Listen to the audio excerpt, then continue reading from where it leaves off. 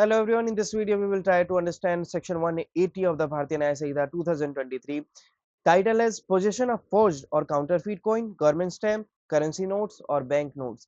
कोई भी व्यक्ति पाया जाता है कि उसके पास जाली सिक्के रखे हैं या फिर जाली स्टैंप रखे हैं, जाली नोट रखे हुए हैं, किसी भी प्रकार के जो एक्चुअल में गवर्नमेंट जेन्युइन पर्पज से यूज करती है, उसी का डुप्लीकेट अगर उस व्यक्ति के पास मिल गया तो वैसे में उसको क्या पनिशमेंट मिलेगी वो हमें बताएगा section 180।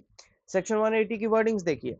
whoever has in his whoever has in his possession any forged or counterfeit coin या स्टैंप या करेंसी नोट या बैंक नोट, ठीक है, किसी भी व्यक्ति के पास पोजीशन हो यानी कि उस व्यक्ति के पास अगर नकली सिक्के हैं, स्टैंप है या करेंसी नोट है या बैंक नोट है और ये बात उसको पता थी या फिर उसको अंदाजा था कि ये जो चीज है जो उसके पास है वो नकली है, लिखा है ना, और having reason to believe the same to be forge, या तो उसे पता था या फिर उसे अंदाजा था कि वो चीज नकली है, ठीक है, फॉर्ज और काउंटरफेट कि वो नकली है।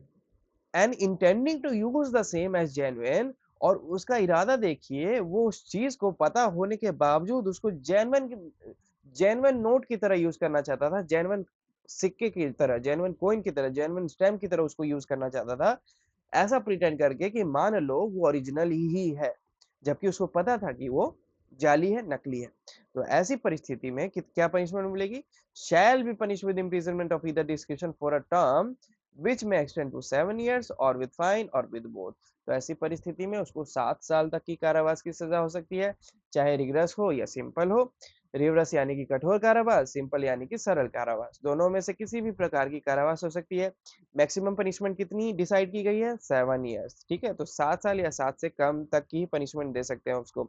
इसके अलावा हो सकता है कि कोर्ट अगर ज्यादा हीनियस मैटर ना हो, ज्यादा बड़ा मैटर ना हो, तो सिर्फ फाइन इम्पोज करके उस व्यक्ति को छोड़ दे, या फिर हो सकता है कि कोर्ट उस व्यक्ति पे इम्प्रिजनमेंट भी यूज इम्प्रिजनमेंट भी इम्प्लीमेंट कर दे और साथ ही साथ उस पर फाइन भी इम्पोज कर दे। तो ये दोनों ही चीज कोर्ट एक साथ भी उस व्यक्ति पे लगा सकती है, ठीक है। तो इतनी पावर हमें सेक्शन 180 के द्वारा इस ऑफेंस में कोर्ट की भी पता चलती है।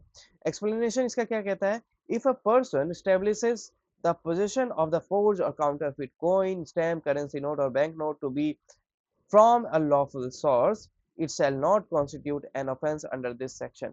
अब मान लीजिए अगर वो प्रूफ कर दे वो व्यक्ति कि ये जो चीज उसके पास है वो नकली नहीं है, वो जेन्युइन है, या तो वो ये प्रूफ कर दे या फिर वो ये प्रूफ कर दे कि उसको एक